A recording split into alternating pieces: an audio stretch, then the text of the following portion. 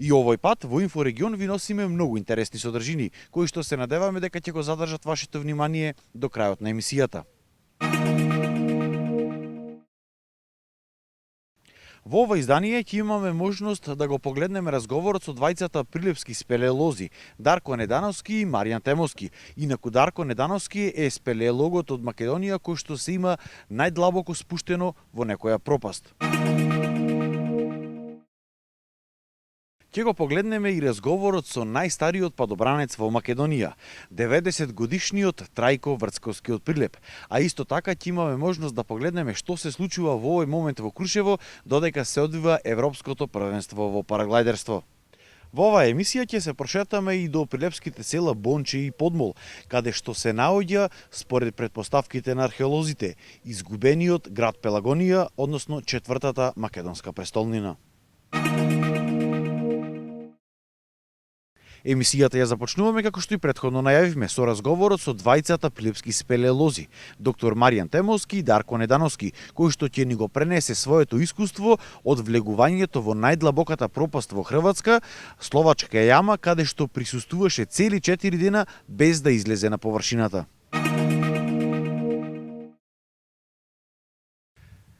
Двајцата денешни мои соговорници се прилепските спелеолози Дарко Недановски, кој што е единствениот спелеолог од Македонија кој што се има најдлабоко спуштено во некоја пропаст, и председателот на спелеолошкиот клуб Златовар Маријан Темовски. Ќе започнеме прво со Дарко Недановски, кој што се врати пред извесен период од Хрватска, каде што и се случи овој настан, односно во која пропаст влезе и колку длабоко. Здраво. Јас бев на спелеолошката експедиција Северен Велебит, која што беше организирана од спелеолошкиот клуб Велебит и спелеолошкиот сојуз на Хрватска. Се истражуваа канали подлабоки од 700 метри, каде што требаше да ги истражиме, да ги најдеме новите канали за понатамошно продлабочување на пештерата. Разлика меѓу пропаст и пештера што е? Разликата помеѓу пештера и пропаст е влезот на пропаста е вертикален, а пештерата влезот е хоризонтален. Колку длабоко влезе во оваа пропаст и колку време се задржавте таму? Ние слеговме на 866 метри во длабочина, останавме 4 дена внатре. Доста работевме, беше многу исклучително тешко, мачно, беше температурата од 1,5 до 3 степени. Условите не беа баш најдобри, но секако волјата за истражување и за откривање на нови канали не водеше да успееме во тоа. 4 дена буквално без дневна светлина останавте натре во пропаста? Да, 4 дена останавме буквално без дневна светлина, каде што... Дали во прво вакво твое искуство? Да, прво околку вака експедиција. Инаку исто имавме слична в 2012 каде што слеговме на 534, но ова беше за мене прво искуство од ваква пропаст каде што е потребно доста многу кондиција, тренирање, вложување за да биде успешно. За колку време слеговте до најдолната точка во пропаста? Па најпрво од самиот почеток кога влеговме, прво слеговме негде на 350 каде што ни беше базниот камп долу за логорот во пропаста. Првиот ден го подготвувавме кампот и ја следувавме опремата за следуваме надолу. На вториот ден слеговме негде околу 530-40 метри, каде што ја опремувавме пропаста, тие нови канали. Па пак се качивме на 350, нареден ден слеговме на 600 и нешто. И повторно се качивме горе и последниот ден слеговме до крај, каде што се надевавме дека ќе продолжи уште повеќе, но на 866 затворија тој дел од тој главниот канал и мораше да излезиме, а исто така причина за тоа што излезиме беше и не лошото време, каде што ни јавија дека ќе има дожд, каде што тоа е многу тешка ситуација ние да бидеме внатре доколку горе има, доколку врни. И мораше последниот ден да излеземе. Која е најдлабоката пропаст во Македонија? Најдлабоката пропаст во Македонија е исто Словачка јама. И баш истото име го има. И Колку метри е таа длабока и каде се наоѓа? Длабока е 620, 610, извинувам, и се наоѓа на Караджица. Имаш лезено во неја? Не, во незе се уште нема влезено. Колку години се занимаваш со спелеологија? Со спелеологија се занимавам активно од 2010 година. А инаку прв пат влеговме каде што беше организиран камп од нашиот клуб на Воревоец на 12 години. И што те привлече од тој подземен свет, да го наречеме така?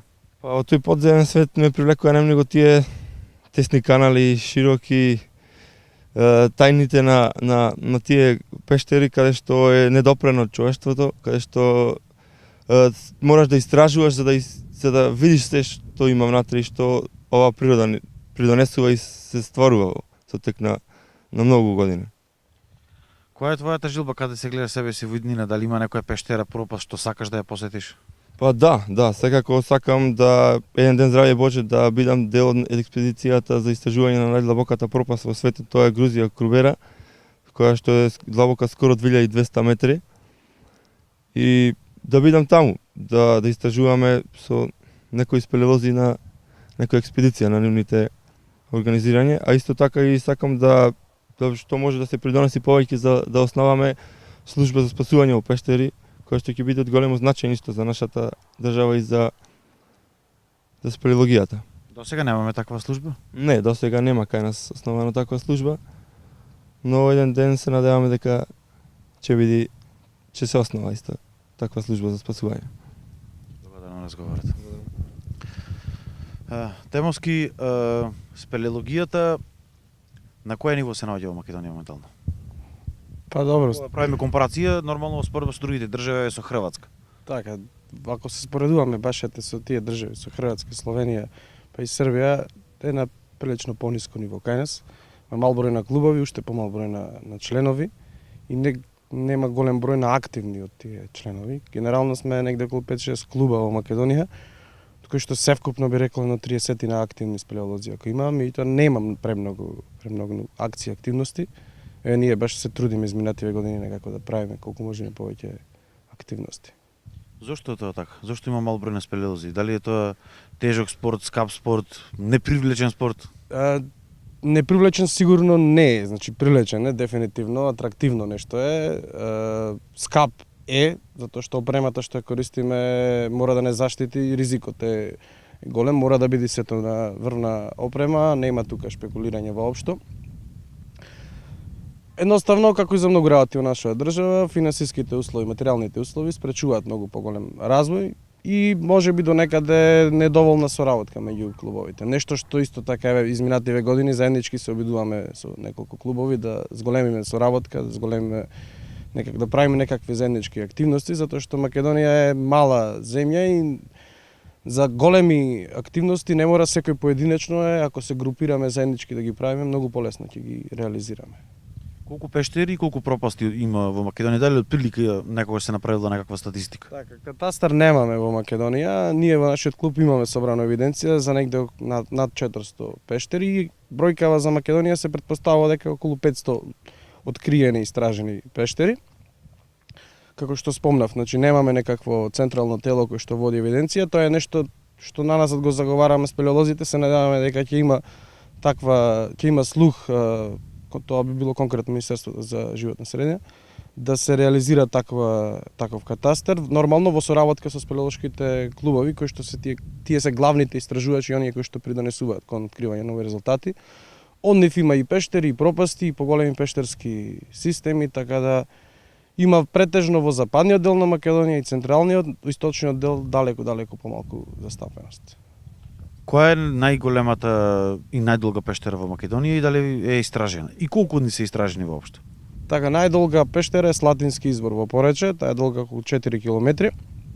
Меѓутоа покрај Слатински извор со последните десетина години со истражувањата се истражени понорите на Крапа во должина, два понори во должина од по километар и пол, длабочина околу 150 на метри. Изворот на Бабуна сега е веќе на 2 километри должина со неколку сифони, каде што е потребно нуркање.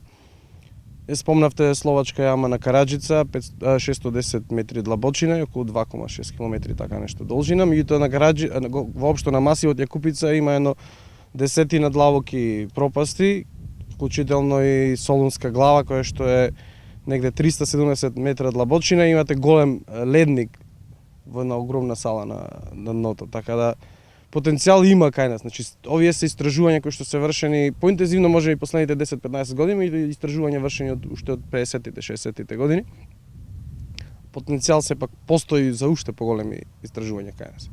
Колку странски спелеолози доаѓаат тука во Македонија да ги истражуваат, да ги посетат нашите пештери? Странски спелеолози доаѓаат не премногу, доаѓаат во соработка со спелеолошките клубови. Ете на Јакупица масивот претежно словаци истражуваат во соработка со спелеолошко друштво Пеони. Меѓутоа доаѓа и французи, доаѓа и италијанска една група се најавува сега да дојди. Се заинтересирани странците, Македонија им е интересна, значи нема премногу истражено работи, ново подрачје, поле за истражување, тие кои што се на некако повисоко ниво на развој се секогаш бараат нови подрачја кои биле од интерес за истражување. Кога станува збор за спелеологијата и влегувањето во пештерите, имаме значи две категории на луѓе. Едни спелеолози кои што се професионалци и едни кои што се туристи, едноставно сакаат да влезат. Колку пештери во Македонија се туристички способени? Туристички уредени се севкупно 3 пештери, од кои што една е активна. Една активно се експлоатира. Таа е Врело на Матка, каде пристапот е со чамет, со брод, а други две се Шаркова дупка во Национален парк Маврово и Саматска дупка на Галичица. Тие двете не се ни користат, ова на Матка има голема посета. Таа е посебна тема, би рекол, за туризмот и како би требало тоа да се развива кај нас. Како стихи носите се заинтересирани туристички да уредат пештера, барем општините кои како има. И тој правец за Македонија не би бил најсоодветен, затоа што туристички уредување пештера е голема инвестиција, а дека толку ќе има повратна инвестиција не е баш. Тоа треба се направи. Кај нас подобра варијанта е тој алтернативен тип на спелеолошки туризам, каде што не уредувате вие ништо посебно во пештера, меѓутоа водите група некако авантуристички, нормално опремени во спелеолошка опрема, нормално до одредено техничко ниво кој што е прикладно за посетители и им давате дури би рекол и поинтересен начин, затоа што им давате малку поглед како функционира тоа кај спелеолозите и истражувањето на пештерите.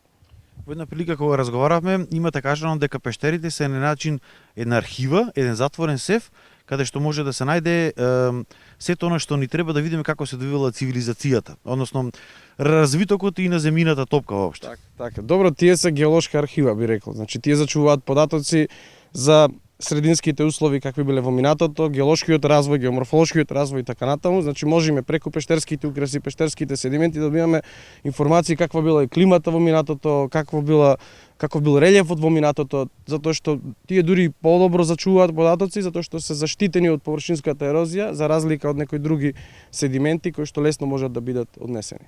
Колку кај нас научно се обработуваат овие сите информации, податоци и пештерите?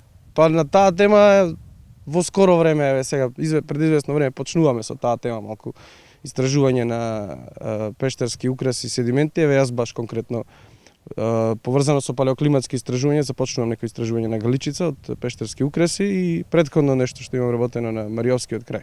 Ја отвараме таа тема, се надевам дека во иднина ќе има можности за поголем број повеќе истражувања, затоа што можат да се добијат многу интересни информации и податоци за еволуцијата, да речеме, на геолошката еволуција, да речеме, во Македонија, нешто што е многу интересно. Македонија е доста разноврсна и интересна, така да има потенцијал тука доста. Дали се подготвува нешто ново во Македонија во овој момент? Следната недела спремаме во соработка со спелеолошки клуб Ботон Тайм од Охрид, спелеолошки камп на Галичица. Ова е веќе втор пат. Минатата година за прв пат организиравме, беше успешно, имавме резултати и решивме ова година да го повториме, така да вторник до недела, идната недела имаме камп на Галичица. Ќе истражуваме пештери, ќе лоцираме нови пештери, во тие кои што се познати, некои кои не биле ќе ги посетат, ќе се скицираат и така. Колку учесници има и дали има и надвор од Македонија? Точна бројка не знам да ви кажам, повеќе ова година така се договоривме малку повеќе организацијата да биде на колегите од Охрид. Се најавени и некои учесници од Србија, ќе има една група од Италија која што ќе го посети кампот и нормално од Македонија. Кампот е пред се наменет да ги собери спелеолозите од Македонија, да ја зголемиме таа меѓусебна соработка со цел понатаму се повеќе и повеќе да правиме заеднички активности. Благодарам на разговорот. Се надевам дека и гледачите уживаа во разговорот со доктор Маријан Темовски и Дарко Недановски, двајца спелеолози од Прилеп.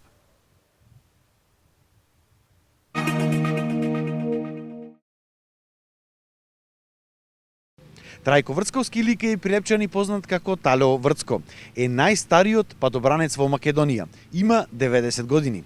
Првиот скок го извел во 1948 година. Со него ќе поразговараме околу оваа негова животна приказна. Во оваа прилика ќе поразговараме со еден од најстарите падобранци во Македонија, а тоа е Трајко Врцковски, кај прилепчани познат како Талео Врцко. Господине Врцковски, кога започнавте да се занимавате со овој спорт? Со падобранство почнав како војник 48 година во април, првиот скок ми е. Како се одлучивте да бидете падобранец? Како започна таа цела приказна? Како помлад имаше авиони тука лета за време рато и кога појдов војник, командиро на ескадрилата излезе пред стројо и праша дали некој има доброволно да се јави за пилоти, ќе ги пратиме во Русија. А јас бидејќи немам некоја висока школа, отпаднав. По неколку дена поново се јави одговорниот ше на ескадрилава и тогаш бараше падобранци. Дали има некој доброволно да се јави за падобранец? И се јавивме тројца, бевме во Земун на преглед. Тој доктор прегледува, истиот доктор е и за пилоти и за падобранци. И од Нови Сад, не во Нови Сад, од Земун си појдов во единицата кај што сум, паков падобрани севте за пилотите, са мајлето пред да полета пилотите, со подпис му ги давав падобраните. Ако ќе завршеше летањето, пак со подпис ги зема. После известно време во Нови Сад појдов како слагач.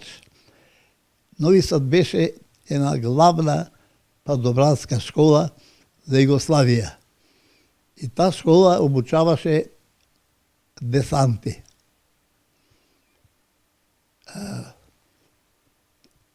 Десанти. А за прво тој десант тие бе прво извиđачи.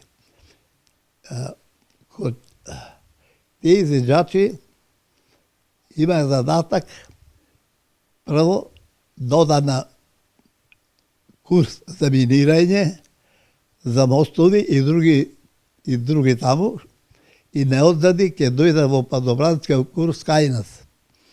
И секој десант, секој војник како десант треба да наврши 10 скока. Или една група по 100, 200 идеја. И така околу 3 години пакова падобрани во Нови Сад, во главната школа. После 3 години почнавте да скокате со падобран? Не, одма. 48. Оти 40 и 45 се слободивне. 46 бев млад за војска, 47 отидов како војник, 47 на есен, а 48 во април првиот скок е. На колку метра височина беше првиот скок? Вака. За почетници дозволено е од 600 до 800. А за наставници и за искусни падобранци неопределено. А јас како наставник имам скокано од 200 метра. Тоа е опасно 200 метра за почетник не. Оти ако скокни почетник од 200 метра, ако стане нешто, нема време падобрано да го отвори. И пред да станам секретар на аероклубо, од војска си дојдов со 54 скока. Сега имам пракса за скокање, ама немам теорија. 3-4 месеци бев, добив звање наставник и се вратив во аероклубо и обучавав падобранци. А падобранците ги најдував по школите, ќе појдев кај директор е вака и вака. Јас сум наставник падобранство во аероклубо, да прошетаме низ класовите, да видиме дали ме некој доброволци. И се јавува мајги. И тако секоја година околу 10-12 падобранци обучавав, така да преку 100 обучено имам падобранци прилепчани.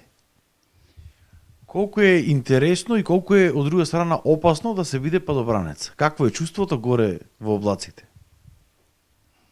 Како да ви кажам, вака се добива трема.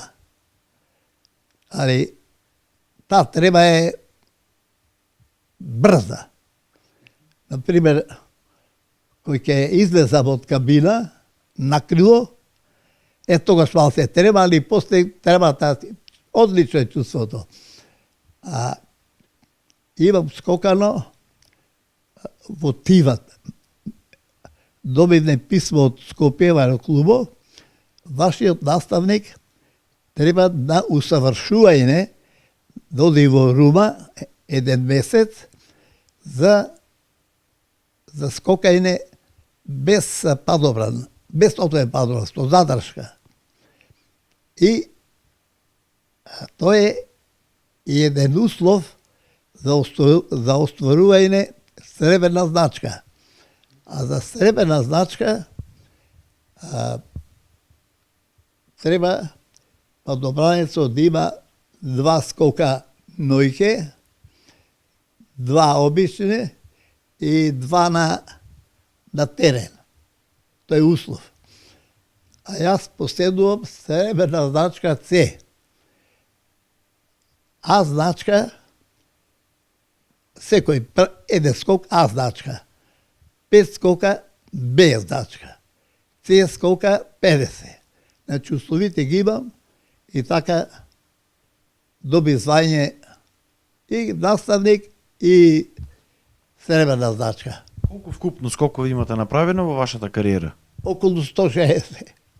Околу 160, 54 војска, 54, останатите низ цела Македонија, кај што постарта е друми.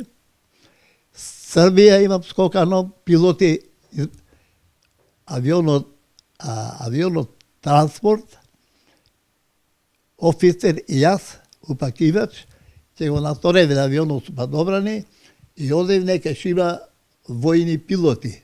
Оти секој пилот војни треба да скокне во годината еднаш. И така во Земун, во Крајево, Ниш, околу 15-20 градови во Србија имам скокано. Дали некој скок ќе ви остане посебно во сеќавање? Да издвоите некој настан што се случил, дали било тоа интересен, дали било опасен настан? Опасен. Кога и како? Во Рума бев да поновам. Наставник во Рума, а во Тиват усавршување. Во Рума беше. Се сеќам да е скок во Тиват. Тиват скокав не. И се деси еден случај вака непријатен, изде како Куртулив жив, тој во сеќање ми остана. Постои еден збор во падобранството, ковид и кај авионите, кој ќе се речи авионо во ковид. Ковид е кај авионо, моторо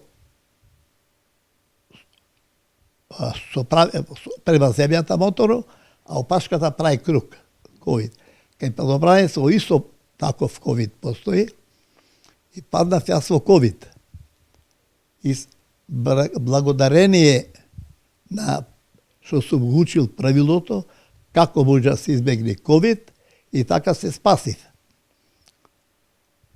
Ковид е, кога ќе падне падобранец со ковид, треба ративе кај коленава, да ги клај вака, и неколку пати да се претумба, и после раците најнаш да ги отвори. И така ќе се изде од ковид. А јас, уште не беше отворен падобрано, гледам со лицето према земјата паѓам. А правилото гласи, ако падобранецов паѓа со лицето према земјата, треба едната рака да ја успружи и воздухо бие во едната рака и ќе го преврти. Таман ќе ја видев земјата и двете раце ќе ги испружив. И така, а вториот незгоден скок, пак во Тиват, аеродромот е мал, а морето е тука, гледам од озгора, ќе одам море. А слаб пливаш сум, али пак правилото ме спаси. Во колку падобранецо не сака да појде било каде, треба 3-4 конопци да и тргне и така да се намали површината. Наместо 5 метара во секунд, ќе паѓа отприлика 20. И не му дадов на ветров можност да ме отера во вода. И тогаш малце страх ми беше. Тоа е вака. Сега одите, разговарате со некои пријатели, падобранци, контактирате со пилоти? Не, затоа што Германија бев 40 години. 40 години бев кога не. Последниот скок кога го направивте? 61 година. 61 последниот скок го направив. И од тогаш немате повторно полетано со авион, скокнато со подобран брем чисто од хоби? 5 скока имам во градо да прајно, ради атракција за да примерам млади. Првиот скок го направив од станицава железничка 100 метра. Многу ме све еден полицајц дојде, ке што го збирам падобрано, душа не може да собери. И му викам јас, од кај идиш? Од Паракли црквата, ако те видел, вели. Од Паракли трчал. Први скок во градов, кај железничка станица, вторио болницава, кај што е нова, уште не беше градена, третиот скок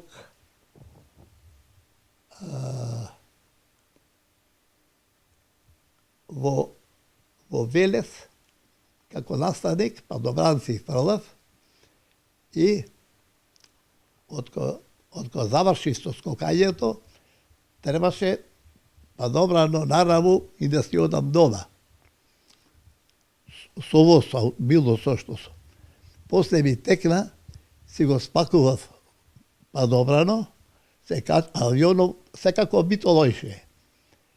И се качи во авион и од Велес прелетавме преку Прилеп и тука на периферија на 2 километра од Прилеп, тука си скокнав и дома си дојдов. Прилепец, не знам дали реков Прилепец Манастиро, исто. Така, околу 5 скока има скокано во градов. Дали се сеќавате со какви типови на авиони имате летано, со какви типови на подобрани и со колкава брзина паѓате кога ќе скокнете со подобраното? Што се однесува за типови на авиони, првиот е Ч-2, руски авион. Вториот е По-2, Поликаров.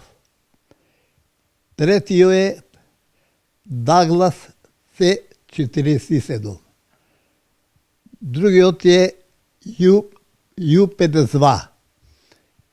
Тои авиони, кога беше рато, германците кога напуштија Југославија, остана околу 3-4 авиони, Ю-52, Јункерс, и така и тие авиони ни служа за падобранство, за скокање. А падобране Ч-2,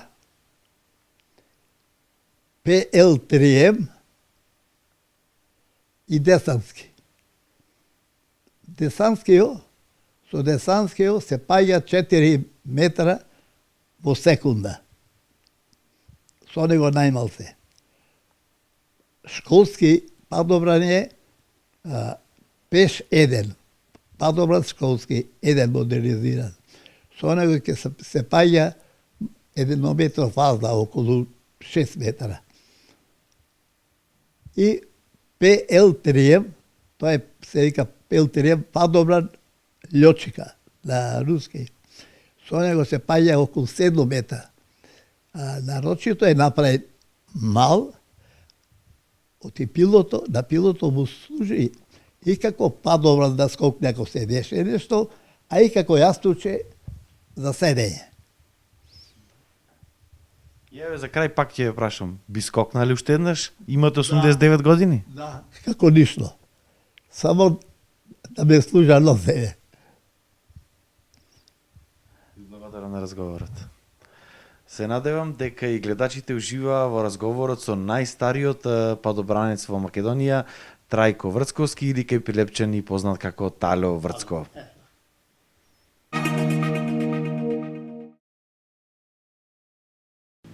Моментално во Крушево се одржува Европското првенство во параглајдерство. Ова лето највисокиот град на Балканот беше буквално сардисен од страна на параглајдеристи кои што тука доаѓаат од целиот свет.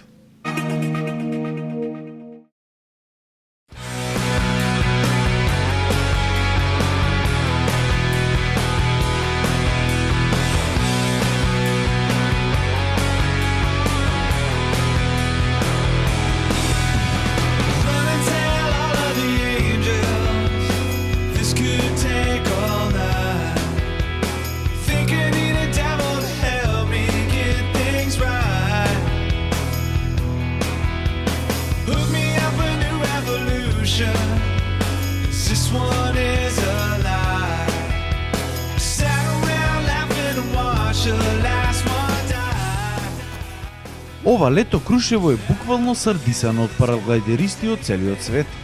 Овие не секојдневни и прекрасни гледки со стотици параглајдеристи на небото, кои делуваат како да изведуваат совршен танц во воздухот, се составен декор на градот. Во изминативе 2 месеци, тука присуствуваа голем број на љубители на екстремните спортови, кои самостојно доаѓаат тука, а градот исто така беше и домаќин на светското и европско првенство во змајарство.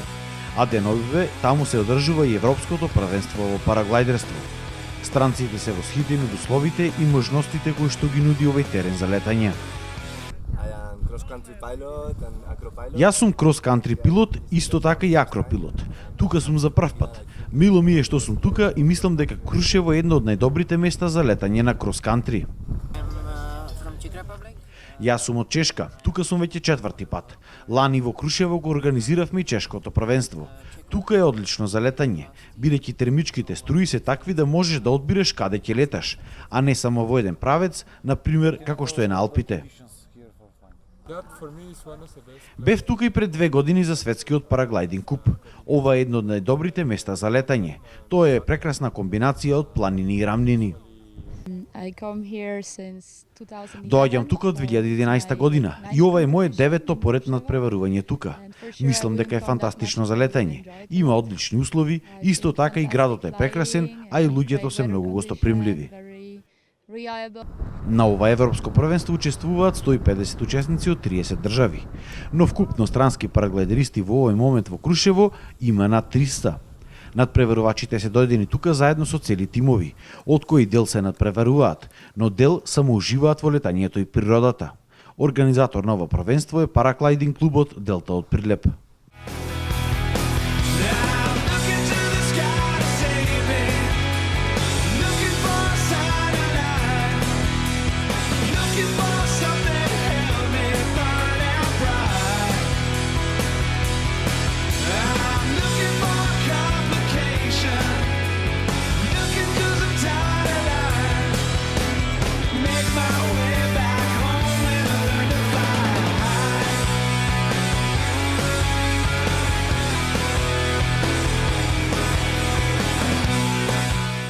Блискоста на градот до Мечкин камен, љубезноста на местното население, квалитетните термички услови, безбедното летање низ Пелагониската рамнина, трите општини Кривогаштани, Прилеп, поврзаноста, блискиот старт Трескавец ако ветерот сврти обратен. Сите тие се услови да имаме прекрасни услови за летање и да дојди светската елита на ова место. Па Крушево направи многу работи, имавме светски купови, 2 се одржаа многу државни првенства од соседствата, од други. Сега ни останува суперфинале и светско првенство. Ние сме презадоволни што тоа како почнавме аматерски, пионерски, но успехот е голем да се има едно европско првенство. Сега ни останува, повторувам, светско првенство и суперфинале во светски куп. Тоа е максимумот во параглайдерство или во организација на параглайдерство во една ваква дисциплина. Кога би можеле да се организираат? Па наредниве 5-6 години очекуваме да добијаме суперфинале во светски куп и светско првенство. Големиот број на параглайдеристи во Крушево носи и голем економски бенефит за градот. Престојот на повеќе од 1000 луѓе во континуиран временски период од 2 месеци во така мал град како што е Крушево представува еден значителен поттик за економскиот развој. Бенефитот е повеќе кратен. Тука се издавачите на соби, угостителските капацитети, техничката служба која постојано е ангажирана во обезбедувањето на овие надпревари, потоа бенефит има здравствениот дом, горската спасителна служба, така да бенефитот е повеќе кратен. Паралелно со тоа, овие луѓе кои представуваат во Крушево, ние ги сваќаме како амбасадори на Крушево и на Македонија, кои позитивните и нивни искуства ќе ги пренесат во нашите земји и ќе бидат поттик за развој на тој активен авантуристички туризам во Крушево. Дали имате идни планови што би се превзело за да уште повеќе доаѓаат овие туристи тука во Крушево? Како локална самоуправа ги презедовме оние мерки кои минимум мерки кои беа неопходни за организирање на вакви надпревари, инфраструктурно го уредивме овој простор, поставивме вештачка трева, го безбедивме непречен пристап до терените, го расчистивме теренот. Ова место за полетување во Крушево е единствено каде што на 3 места може да се полетува зависно од тоа како е струењето на ветерот. Во наредниот период ќе преземеме низ активности за подобрување на патната инфраструктура, пред се од патниот правец од Прилеп и од Битола, подобрување на спестувачките капацитети, подобрување на туристичката понуда која би била кога се невозможни условите за летање. Пред се културно-уметнички програми, бројни други културно настани во градот. Во изминативе 2 месеци во Крушево присуствуваа околу 1000 параглайдеристи од целиот свет. За разлика од лани, бројот на странските туристи тука бил зголеме за 20%, а тоа најмногу се должело пред се на зголемувањето на бројот на овие љубители на екстремните спортови. Европското првенство во параглайдерство ќе трае до 20 август, но ваков вид на туристи во голем број се очекува да има во Крушево и во наредните месеци.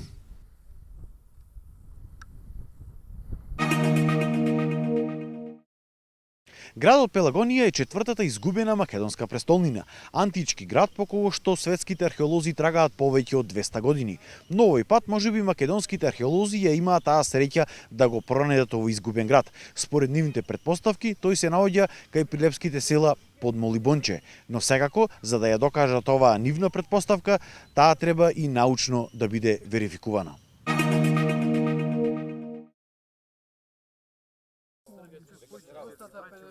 Дали на повидок е откривањето на изгубениот град Пелагонија, по кого светската наука и археологија трагаат повеќе од 200 години. Овие тези дека токму овој град се наоѓа помеѓу прилепските села Подмол и Бонче, кој бил четвртата македонска престолнина, античкиот град Пелагонија. Секоја година се повеќе и повеќе се потврдуваат со археолошките истражувања кои што се изведуваат на овој терен веќе 12 години.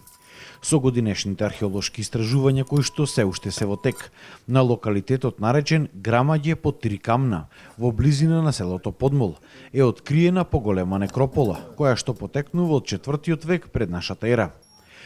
Тезата дека тука се наоѓа градот Пелагонија, прв ја изнесе професорот Виктор Лилчич. Истражувањата трајат веќе 12 години, од 2005 година, по откритието на врвот висока над нас, кој што е највисокиот раноантички град кај нас. Професорот Виктор Лилчич Адамс го истражува веќе неколку години.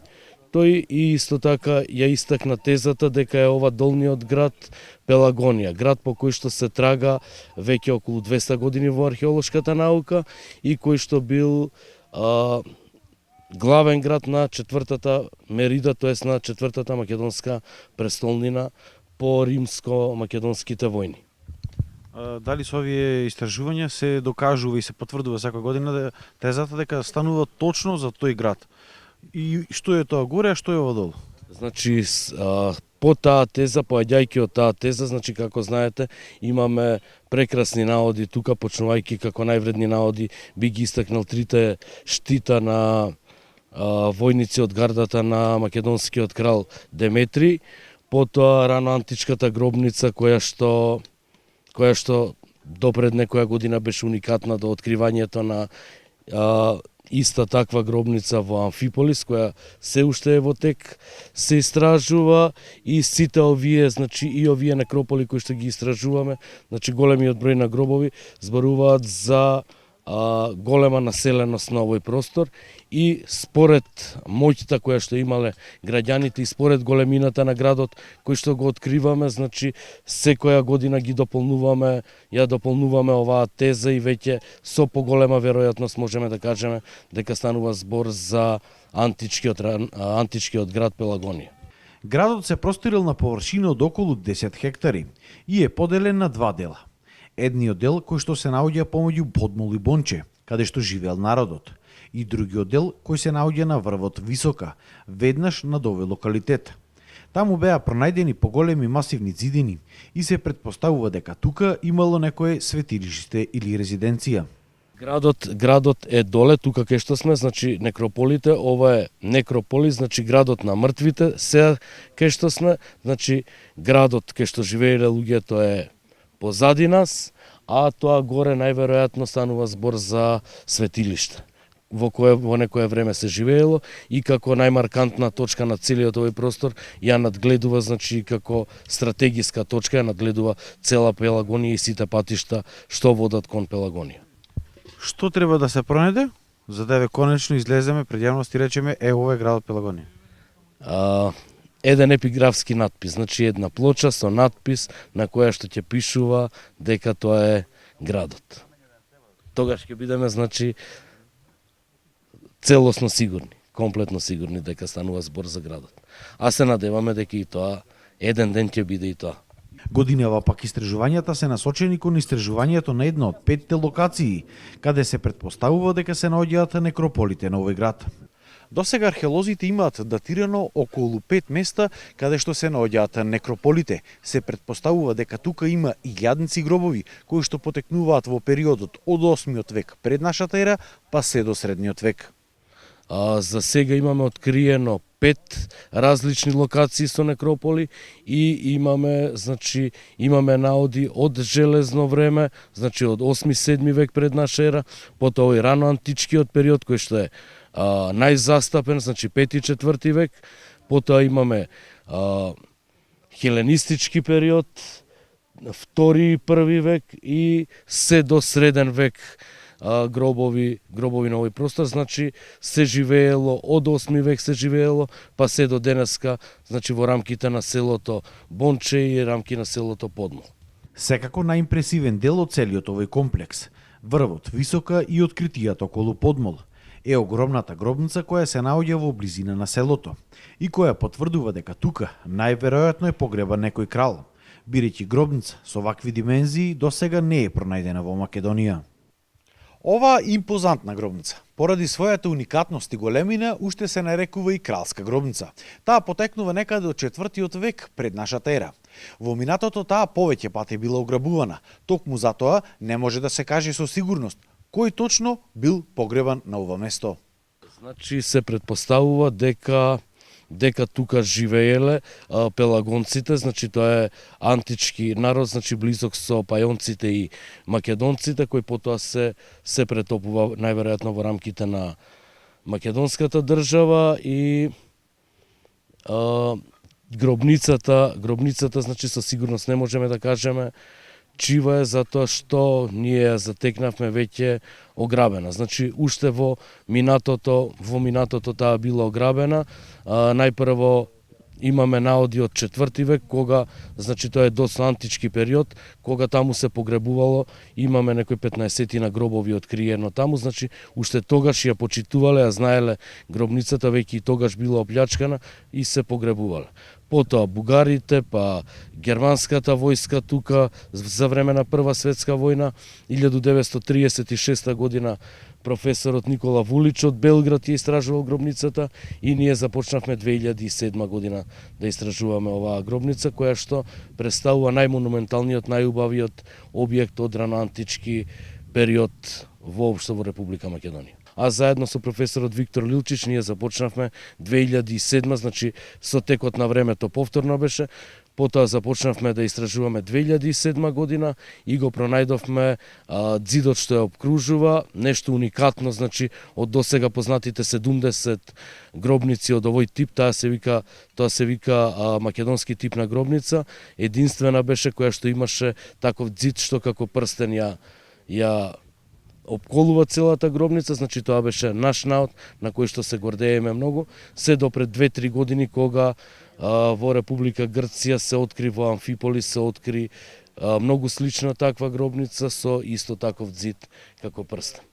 Овој проект и истражувањата се финансирани од Управата за заштита на културното наследство, а носител на проектот е Филозофскиот факултет од Скопје, во соработка со Завод и музеј Прилеп. Во иднина се планирало целиот овој простор соодветно да се заштити и да се направи достапен за туристи. Доколку се открие дека станува збор за градот Пелагонија, по кого науката трага над 200 години, тоа би било едно од најзначајните откритија, не само во македонската, туку и во светската археологија.